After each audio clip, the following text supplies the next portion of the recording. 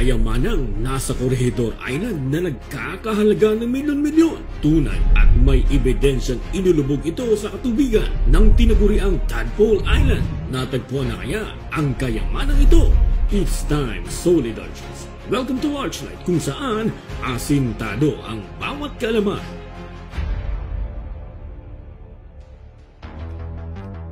Maraming sikretong itinatago ang mga nangyaring digmaan sa mundo at kasama sa mga sikretong ito ang mga kayamanang nasamsam sa bawat digmaan, tulad na lamang ng maalamat na Yamashita Treasure at ang Golden Buddha na nakuha umano sa Manila Bay. Hanggang ngayon, usap-usapan pa rin kung totoo nga ba ito dahil hindi pa malaman kung nakuha na ba ang mga ito o patuloy pa rin nasa mga sulok-sulok ng ating bansa at naghihintay lamang sa mga maswerteng makakita rito. Ngunit sa mga kayamanang ito, may isang masasabi nating totoo at may ebidensya dahil hindi lamang ito na-verifika, na-audit din ng maayos kung magkano, ilan at kung ano-ano ang mga kayamanang ito. Wow! Handa na ba kayong malaman ang isang nakaka-excite na kwento ng sunken treasures na matatagpuan dito sa Pilipinas?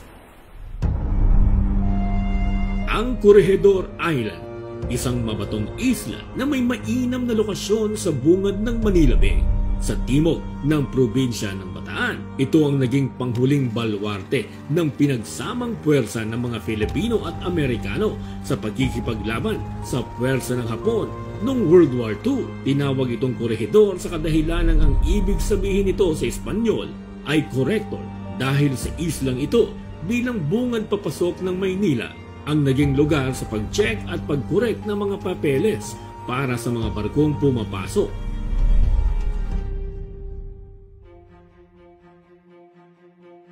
Matapos ang Spanish-American War, naging military station ito ng Estados Unidos kung saan gumawa sila ng mga komplikadong tunnel systems sa buong isla. At gaya ng sinabi ko kanina, ang islang ito ang naging saksi kung paano natalo ang puwersa ng Amerika at Pilipinas at tuluyang sumuko sa mga sundalong Hapon noong May 6, 1942 matapos ang ilang araw ng sunod-sunod na pagbobomba ng mga Hapon. At sa gitna ng kaguluhang ito ay ang kwento ng milyong halaga ng kayamanang sa takot na mapa sa kamay ng mga Hapones ay iutos ni General Douglas MacArthur sa kanyang mga tauhan na ilubog ito sa kailaliman ng Manila Bay. At kalaunan nang malaman ng mga Hapon ang tungkol sa nasabing kayamanan, inutusan nila ang mga US Navy divers na naging bihag nila na kunin ang mga ito sa ilalim ng dagat.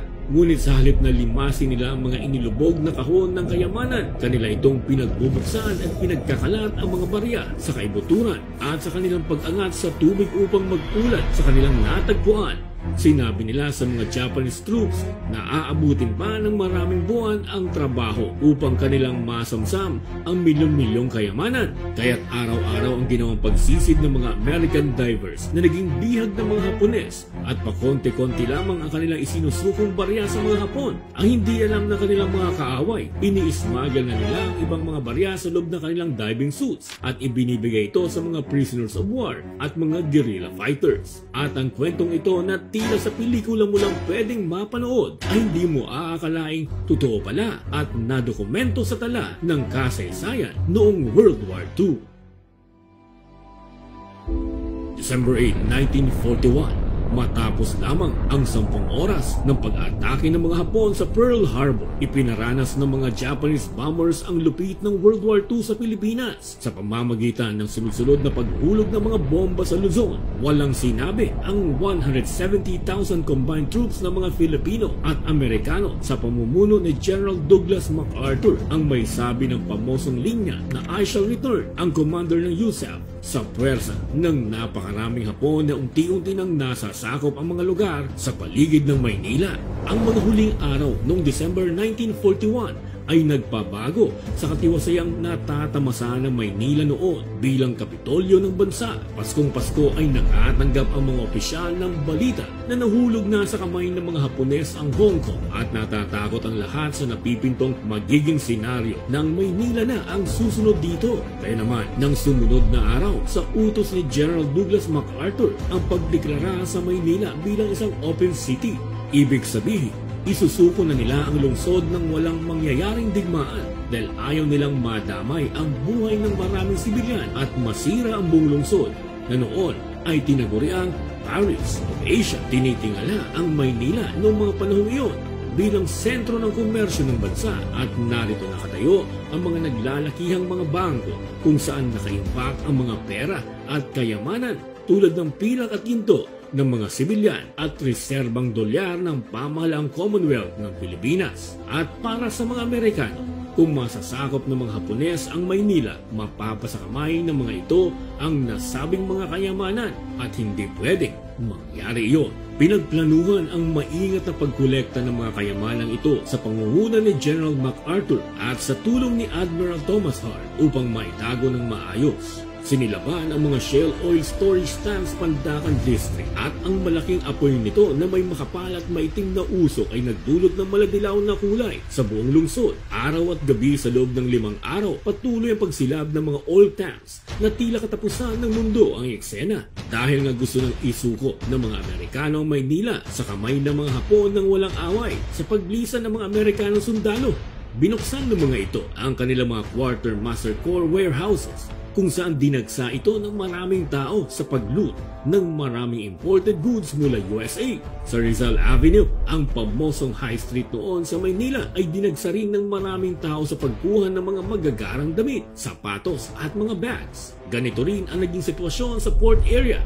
Iba't ibang looting ang naganap sa mga warehouses. Namakyaw ang mga negosyanteng Chinese dahil bagsak presyo na lahat ang produkto at dagli nila itong inililipat sa kanilang sariling warehouses. Iba naman ang naging ganap sa daungan ng Manila Hotel kung saan mas naging maayos ang pagproseso ng mga kayamanang kailangang mailipat agad sa korehedor.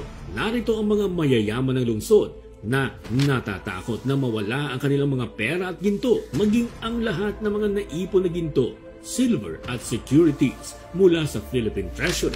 Base sa mga records, ang naging inventory ng mga kayamanang nandoon na naipon, mahigit 100 million $100 paper bills, 51 tons ng 22 to 24 karat gold bars na may bigat na 20 kilograms each, 32 tons ng mga silver bars na may bigat na 20 kg each, 140 tons ng mga silver peso coins, 2 tons ng mga ginto mula sa mga alahas at pagmamay-ari ng mga sibilyan.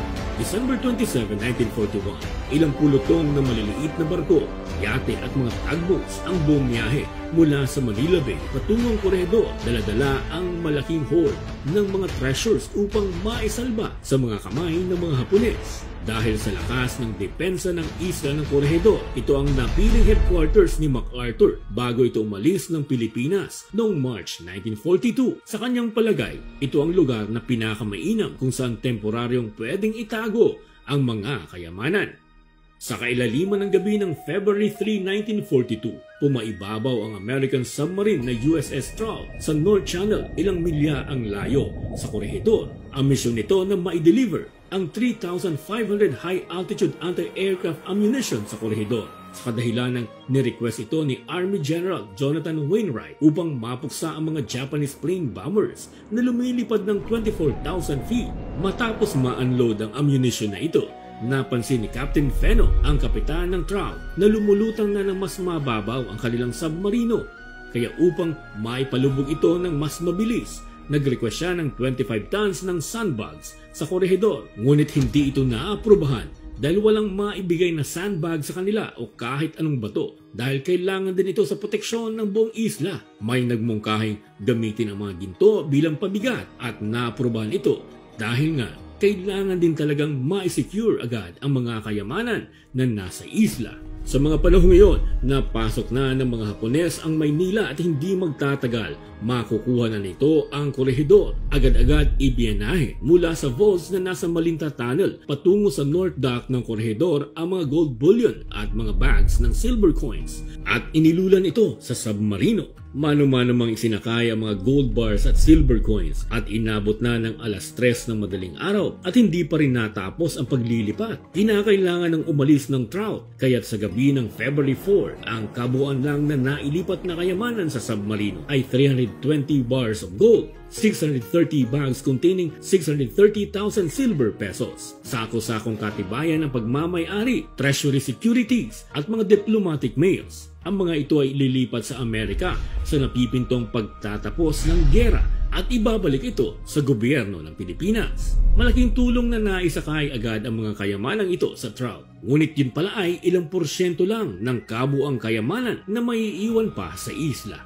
Mayroon pang sangkatutak na bilang ng mga gold at silver, maging tonel-toneladang alahas at mga securities na nasa vault pa rin ng isla. Ang kabuang bilang ng mga naiwang kayamanan ay nasa 51 tons ng mga gold bullion, 32 tons ng mga silver bullion, 140 tons ng mga silver pesos at centavos. At mula naman sa mga sibilyan ang 2 tons ng mga gold bullion na iba't iba ang sukat. Napakaraming mga alahas at precious gems na na-transfer sa isla sa takot na magkawalaan ng mga ito sa 12 bangko ng Maynila sa pagpasok ng mga Hapones. Napakalaking kayamanan talaga ang lahat ng ito at mahirap isipin kung masasamsam lang lahat ng mga Hapones. Ngunit sa kalagayan noon ng isla, isang napakahirap na desisyon ito para sa mga otoridad kung papaano ito i-secure. April 9, 1942, the fall of Bataan. Sumuko ang mga Amerikano sa mga Hapones at naging bihag ang 76,000 sundalong Amerikano at Filipino matapos ang 3 buwan ng madugong labanan sa Bataan. Nangyari ang Bataan Death March kung saan ang mga prisoners of war ay pinaglakad mula sa Maribeles hanggang Capas Tarlac. Marami ang nasawi sa pangyayaring ito.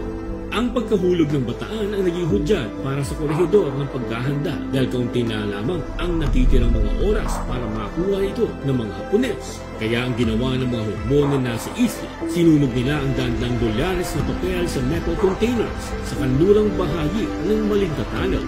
Bago ito sinunog, inilista at inirecord ang mga serial numbers nito upang ma-reissue ulit pagkatapos ng gyera. Ang naging pahirapan kung papaano nila sisirain ang mga ginto at pilak na barya, kaya't nagdesisyon silang ilubog ang mga ito sa ilalim ng dagat sa isang sekreto at tagong bahagi. Mabilis nilang napagdesisyonan na ilubog ito sa Caballo Bay. Kung titingnan ang isla ng Corregidor sa taas, ito ay hugis butiti o tadpole. Sa pakurbang buntot ng isla, malapit ito sa Caballo Island, isang rock formation, at sa pagitan ng dalawang isla, ang Caballo Bay, na medyo malapit sa South Dock ng Corregidor at nasa 120 feet ang lalim.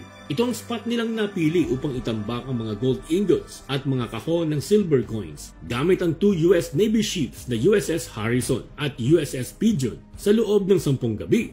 Sa katapusan ng April 1942, 425 tons ng silver coins na humigit kumulang 17 million pirasong silver peso coins at 2,222 gold ingots ang kanilang nailubog. Saktong-sakto lamang bago ang pagsalakay ni Japanese General Masaharu Homma noong May 5, 1942 sa Corregidor. At ng sumunod na araw, napasakamay na ng mga Hapon ang huling balwarte ng mga sundalong Amerikano sa Pilipinas. Hindi naglaon habang nasa kontrol na ng mga Hapones ang Pilipinas. Nalaman ng mga ito ang tungkol sa mga sunken treasures. Ito'y matapos biglang nag-collapse ang kanilang pera na ginagamit sa bansa na kahit ang sweldong pang isang buwan ay hindi man lang makabili ng isang pirasong beer. Ang naging dahilan, ang misteryosong pagbaha ng mga silver coins sa merkado ng Kamaynilaan. Maging ang mga kampo ng mga POWs ay naabot nito na ginamit nila pang bribe sa mga sundalong Hapones kapalit ng pagkain, damit, tubig at gamot. Ginamit ito para sa kanilang kalayaan. Kaya't nang malaman nila ang pinagmulan nito, nag-hire ang mga Hapon ng mga local Filipino divers. Ngunit pahirapan para sa kanila dahil hindi sanay ang mga ito na sumisid lagpas 30 feet. Ngunit ganun pa man, nakakuha ang mga ito ng ilang mga kahon ng silver coins. Ngunit dahil sa hirap ng